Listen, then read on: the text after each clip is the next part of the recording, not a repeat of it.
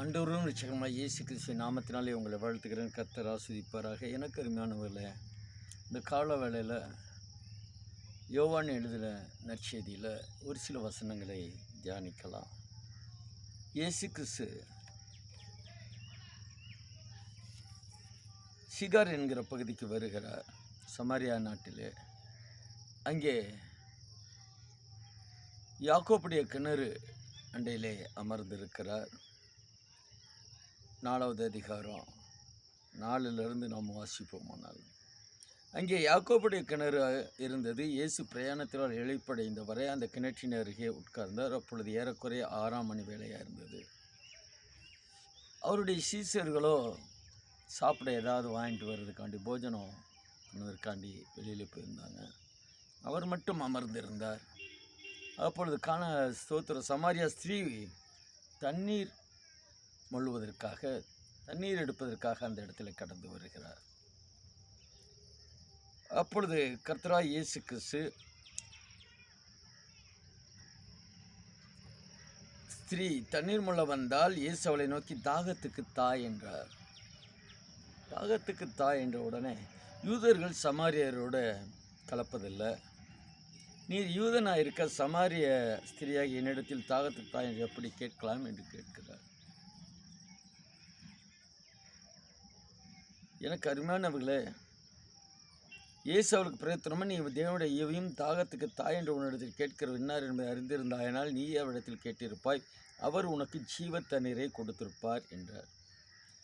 தாகம் எடுக்காத ஜீவ தண்ணீர் அவர் கொடுத்திருப்பார் என்று இயேசு சொல்கிறார்.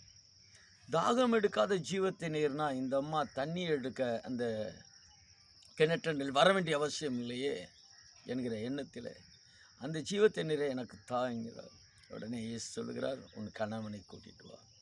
5 கணவர்கள் இருந்தார். அவள் எனக்கு கணவன் இல்லை என்று சொல்கிறார். ஆம், 5 கணவர்கள் இருந்தார், இப்பொழுது இருக்கிறவனும் உனக்கு கணவன் அல்ல என்று சொல்கிறார். தன்னை பற்றி சொன்ன உடனே அவள் கடந்து போய் அவர்கள் ஊரிலே, அவள் வாழ்ந்து வந்த இடத்திலே போய் சொல்லுகிறார். என்னை குறித்து இவர் சொன்னார், வந்து பாருங்கள், அவர் கிறிஸ்துதானோ, மெசியாவாக இருப்பாரோ என்று. எனக்கு அருமையானவர்களே, பிசாசு பிடித்த ஒரு மனுஷனை குறித்து வாசிக்கும் பொழுது அவர், நீ போய் உனக்கு செய்த எல்லாவற்றையும், தேவன் செய்த எல்லாவற்றையும் போய் சொல்லுனார். ஆனால் இந்த ஸ்திரீயானவள் தன்னை குறித்து சொன்னார் என்று போய் சாட்சி சொல்கிறார். அவர் மேசியாவா இருப்பாரோ, வந்து பாருங்கள். எனக்கு அருமையானவர்களே, இதோ அவளை குறித்து சொன்னதையுமே இயேசுவை பற்றி போய் சொல்ல ஆரம்பிச்சிட்டார். நம்மை குறித்து கர்த்தர் வெளிப்பாடுகளை கொடுப்பாரானால் நிச்சயமாக நாம் அவரை குறித்து பிரஸ்தாவப்படுத்த வேண்டும்.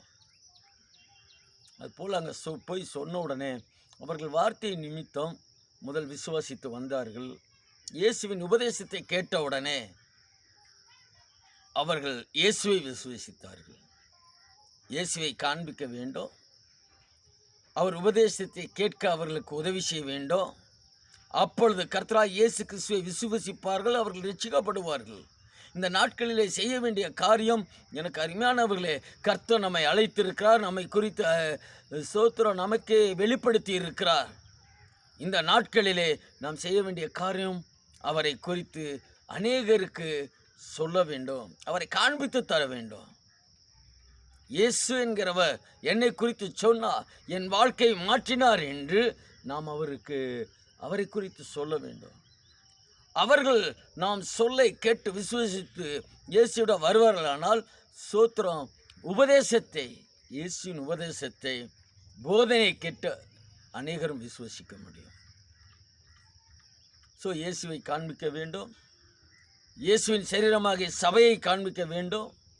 அப்பொழுது சபையில் வந்து உபதேசத்தை கேட்டு அவர்கள் விசுவசிக்க முடியும். எனவே இனிய நாட்கள் இல்லை, இந்த நாட்களிலே கர்த்தர் நம்மை குறித்து, நம் பாவத்தை மன்னித்து இருக்கிறார், அநேகரை பிசாசின் விழுந்து விடுவித்திருக்கிறார், அற்புதம் செய்திருக்கிறார், குடும்பத்துக்கு சமாதானம் கொடுத்திருக்கிறார். இதை அநேகருக்கு சொல்லி இயேசுவை காண்பிப்போம். அவர்கள் வந்து உபதேசத்தை கேட்க உதவி செய்வோம். உபதேசத்தை கேட்பார்களானால் நிச்சயமாக இயேசுவை விசுவசிப்பார்கள். அப்படிப்பட்ட காரியத்தை செய்வோம். அவரை சொல்லுவோம். அதற்காக தான் இயேசு வந்த நோக்கத்தை வெளிப்படுத்துவோம். கர்த்தர் ஆசீர்வதிப்பாராக. எங்களுக்காக ஜெபித்துக் கொள்ளுங்கள். வருகிற 16/11/2024 வருகிற சனிக்கிழமை காலை 10 மணிக்கு லீவனம் ஜெபத்தோட்டம், பால்பண்ணை பஸ் ஸ்டாப், சிறுமலை ரோடு, ரெண்டலைப்பாறை என்கிற இந்த ஸ்தலத்தில் திண்டுக்கல்லில் விடுதலை உபவாச ஜெபம். இந்த பிசாசை பிடித்தவர்களுக்காக, பிலிசூனியதற்காக, தீராதி வியாதி உள்ளவர்களுக்காக விசேஷமாக ஜெபிக்கப்படும். வாருங்கள், இணைந்து ஜெபிப்போம். விடுதலை இல்லாதவர்களை அழைத்து கொண்டு வாருங்கள். கர்த்தர் உங்களை ஆசீர்வதிப்பாராக. ஆமென்.